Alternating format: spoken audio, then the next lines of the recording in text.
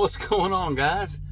Act like it's been a minute. Well, it's in the video I thought I would be filming right now, so let's get into it.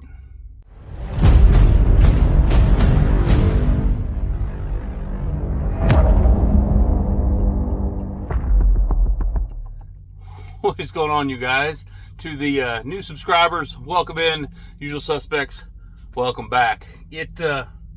I meant to make a video every day for the last 9 days that I've been out here, but once you hear why, some things will probably come into a little clearer picture for you. But I was at home and we were really working on some big things. I told y'all 2024 was going to be the year, and it's still going to be the year, let me tell you. But I was working on some really big things, but they didn't happen like I wanted them to. You just got jammed. And so we said, well, I'm going to go run. It's time to go run. I always plan to go run. They pushed me out about a week, but we'll go out. And so I left. Today is Thursday. So I left last Monday, and I went up to Oklahoma, and I picked up 42,000 pounds of hot dogs. Have you seen my wiener?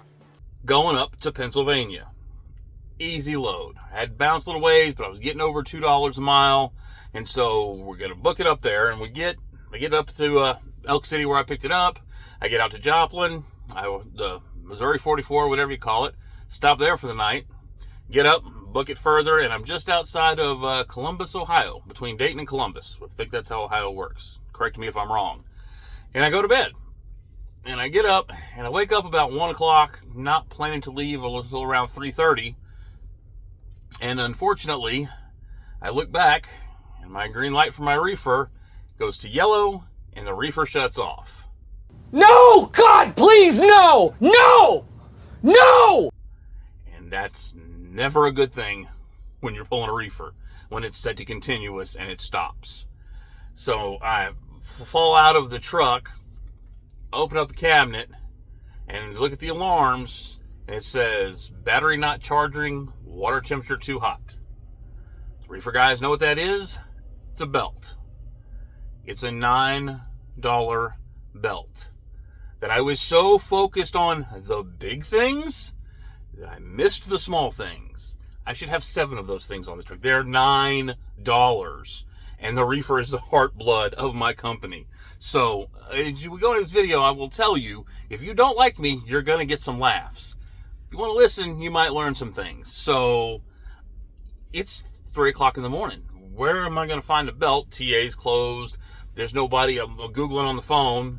So I said, all right, here's what we're going to do. There's a TA that's open 24 hours, about an hour up the road. We're going to haul butt up there. So haul butt up there, I think it's London, Ohio.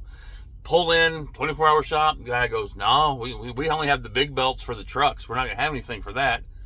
Stop doing that. We don't have anything for that. You can wait till the auto parts store across the street opens. I'm like, How about no?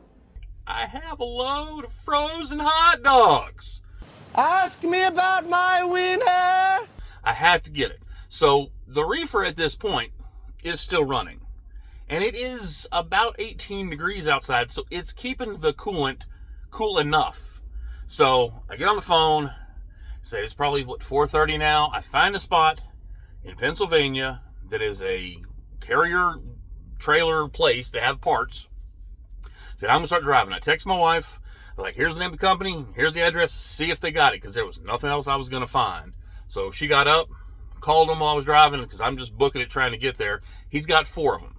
I now have 4 of them. Get pulled in. Get the part. You can't change it here. You know, people that you can't change it on our shop because you might get hurt. But there's a service station, the service area on the tollway, a mile and a half up the road. Jump back out in the truck. Still nice and cold. Reefer temps are still good, so we're good there. Get them on half the road, pull out the 2 sockets that it takes, take the 3 minutes to change this belt, close the cabinet, flip the switch, lights up, beeps, click. Oh, come on! Ran it too long, and the battery's dead. And I had just watched Johnson Logic's video before I left, where his battery in his truck went down, and he whipped out the battery charger, and I said, I need to get one of those. Did I get one of those? No, I'm so worried about all the big stuff and the big things. So I have jumper cables. I'm half and prepared. So I have a set of jumper cables. So I hook the jumper cables up. I'm gonna walk up to these people in New York and go, hey, can you come behind my big 18-wheeler? I need you to jump start my truck. I wish we'd known each other. This is a little awkward. Yeah, the first guy was like, oh, we're in a hurry. A van pulled up, and the guy's like, yeah, when we get done. There's like a bunch of people in the van. But I had already called the roadside for the tollway. And Jim shows up, or whatever his name was. I'm not trying to pick on the guy. And he looks at it, and he gets his little jump box, and he hooks it up, and nothing. I'm like, oh my gosh, it's watching. We got to get this going. And now I'm looking at my appointment. Now we're closing in on missing our appointment, and it's a Walmart appointment. So you can all guess how that goes, right? So he goes, all right, so let me get the big jumper. This will jumpstart a truck. Hooks it up. I'm over there at the switch watching, and the battery's not doing anything. He goes, it ain't even sparking. I'm like, the battery is not that dead. I don't know, didn't know use a jump box, whatever. Anyway, I digress. Well, let me get the charger out. So he wheels it out, and I'm just watching the time, plugs it in, hooks it up to the reefer, and immediately as soon as he hooked it up, I flipped the switch in from 10.9 to 12.9. 30 seconds later, a reefer starts. I gotta go. $277. You just got jammed. And he told me that 47 times. That ain't our price, and that's the tollway, that's the tollway, that's the tollway. I don't care what it costs. I cannot miss this Walmart delivery, okay? So I book it on up there. I get to Walmart, and I wish I had the sheet. I would show you, no fib, because it doesn't matter at Walmart when you get the security guard. It matters once you get back in the dock, get disconnected, and get in the office, turn in your paperwork. My appointment was at 2. My paperwork is stamped 1:58. I about fell out of the chair. But I made it, right? We're good. We're golden. And I got in, got that offloaded, went to a truck stop. No worries in the world, right? Sweep out the trailer, get up next morning because I got a load out of New York, going to Salt Lake City. Get up next morning, flip the reefer on a pre-coolant. It's running. Everything is just fine and dandy. All right, cool. Get in, get loaded. Everything's still fine. Now I got a load of energy drinks, and this is running the reefer, but it's to keep the reefers, to keep the stuff from freezing, not to keep it cold. So you're trying to keep it warm. I had the reefer set at 50, but I get in, get fuel, pull up. I'm going to do the real thing. I got to run in real quick to handle some business. I come out, I walk around the trailer. I see the guy. I'm like, hey, I need 2 seconds because I do that to talk to people at Fuel Island. He's a Swift guy. Not that matters. I said, hey, I need 2 minutes. I'm watching you, and I'm looking at him going, I'm watching you. As soon as you put your pumps up, I'm out of your way. And I turned, and there was one of those, not manhole covers, but one of those covers where they put the fuel covered in snow. I slipped. I fell. I can't show you on this shoulder because it was a week ago, but I landed on my elbow with my whole body weight. Like I'm falling completely, ass over tea kettle, all on my back, hit my elbow, stand up, and this shoulder's like this. Emotional, damn it! So I yank it down. Don't know what it was. Just know it freaking hurts. And they're like, do you need us to call an ambulance? Don't sue us. We're piling on. Nothing's broken. Still wiggle my fingers, my toes. I gotta go. I gotta get this load to Salt Lake City. So I'm booking it. I get over to my favorite stop, the Iowa 80. And I am 7 minutes from the Iowa 80. Look out the window. I got the yellow light again. You just got jammed. I pull in. I've got 4 belts. I got this. Pull in. Open it up. Coolant temperature too high. Belt's still in place. Look up. Nothing in the reservoir. Don't know why it's hot. It must need coolant. So I go over to the shop at Iowa 80. I'm like, hey, you need a ladder if you didn't know. The reservoir is at the top of the trailer.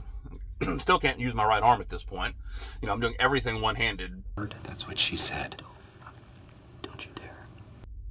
I'm like, you got a ladder? I just need you to put some coolant in there. It's got some because it's spitting out. I know it's not out of fluid.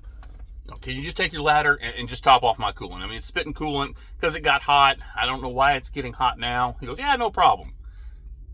$107 later, when I have a ladder that actually could do it myself, but left that at home because we're not flatbedding. And so it's like, all right, he tops it off. I park, and coolant's just running everywhere. And by the way, this is on a Sunday. think it was Sunday. I don't even know what day it was. It had been Saturday, Sunday. No, this was on Saturday. So, again, they all run together. So, all right. Well, so I basically, but the way it works with that heated load is the trailer will hold the heat real well. And so I found a spot. There was nobody open. My wife found it somehow in North Platte, Nebraska. $500 to open the doors, by the way. They had an extra water pump because what it turns out was when it got hot before, it was a slow leak, and finally, just running, it burned up the seals in the water pump. So I pull in there, I get my water pump fixed, $286 part. Cost me $1,100. You just got jammed. Because it was Sunday and I didn't have it. Not that hard of a fix, but in looking at the big picture, I never thought to have a spare water pump. I also have a spare alternator that I bought at a different store at a later date. So it's like, all right, the reefer is now running. The problems with the reefer are now fixed after 4 straight days. So let's just cruise here. We're going to leave out of North Platte. We're going to cruise across Wyoming, get to Evanston, deliver in Salt Lake City. It'll be easy peasy, lemon squeezy. Except for when I got up at 2 o'clock in the morning, because I had watched the weather forecast, everything was fine until I got into Wyoming and saw the sign, 60-plus mile-an-hour winds. What? The winds really didn't bother me. I'm 42,000 pounds in the box. I'm heavy. I wasn't really getting blown all over the place, but the problem was you could see where the snowdrift, where it was blowing the snow, was starting to stick to the ground and form ice. I got 2 days to get across Wyoming. It won't be a problem. So I pull over at the, have you ever seen the tree in the rock right there? And I pulled over right there. Just kind of sat and waited. About 8 o'clock, it died down. I went across Wyoming. That was as sketchy a drive as I've ever done. Not going to lie. I don't drive from Texas. I don't drive around the snow a lot. But steady, calm, smooth. Had a lot of weight. Got to Fort Bridger, and I was worn out. I started at 2. I was supposed to be done at like 9:30, and this is now 2:30 in the afternoon. Now, I stopped at Fort Bridger, look at the weather, said there might be some snow overnight, no big deal. Get up the next morning, 3 to 4 inches of snow on the ground. Chain level 1 is in effect in Wyoming. Winds are blowing, and I just have to get to Salt Lake City. I just have to be there by 10:30. So I pucker factor, do all this, go real slow, get there, get delivered, Salt Lake City on Tuesday. I had literally 1 minute left on my 70, and I'm unloaded, and the load from Hades is over. Except for the fact when I pulled away from the dock and looked in the back of my truck, my load locks weren't there. You just got jammed. Knock on the door. Hey, buddy, where are my load locks? He goes, oh, here's the one. I'm like, I had 2. Oh, no, let me look at the picture. See? Oh, you had 2. Oh, we must have accidentally put that in the other truck, and we don't have any more. Sorry. So, PC did the truck stop. Got parked. Got up yesterday. Picked up 40,000 pounds, 20,162 dozen eggs just south of Salt Lake City. Took it to Phoenix. So now, instead of the snow, we have bumper-to-bumper traffic at 6 o'clock in the morning, and it's like 80 degrees. So my body just loves me. But all of that story to tell you, all of those things I did to myself. Yeah, I don't really know the reasoning for why the belt broke, and there's got to be a reason somewhat. I couldn't have predicted that. I could have been better prepared for that. I couldn't have predicted the water pump seals. I don't know that I have room to carry every part the reefer needs, but my livelihood depends on it. So we have got to stop. I've got a lot of big picture things going on, but I don't want to focus on the big picture so much that you miss the small stuff like the battery charger that I knew I needed, the belts that I should probably have, some other little things that making sure I strap my load locks down or something. I don't know.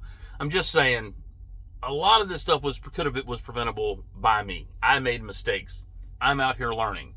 I have no problem sharing my mistakes and letting you guys know when I mess up. It's kind of what I'm known for, I guess. But we have made about $8,500 minus, the water pump thing. We have a load going out of Phoenix tomorrow, taking us all the way back up to New York. That's going to be a nice load. All of our loads are over $2 a mile. Ibuprofen's fixing the shoulder pain. I've got video ideas, but as you can see from everything I've dealt with, I haven't had a ton of time. But as soon as I get some more out to you, I'll get it out. God bless. Let's get rolling.